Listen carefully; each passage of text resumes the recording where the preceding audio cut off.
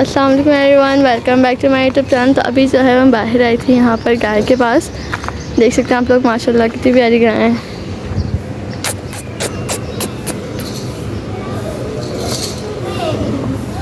तो और भी गायें दिखाती हूँ, बकरी दिखाती हूँ।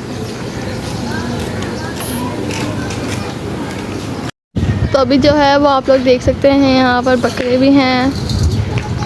देखें, मैं बहुत मारती है। तो देखें,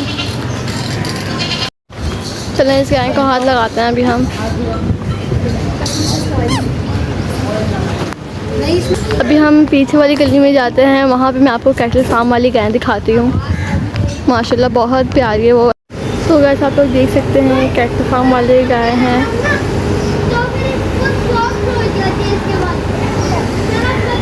प्यारी है गाइस, माशाल्लाह माशाल्लाह।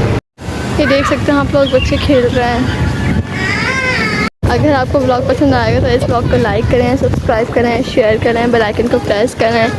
जल्द आपसे मिलूँगी। बाय बाय, टेक केयर, अल्लाह हाफ़िज़।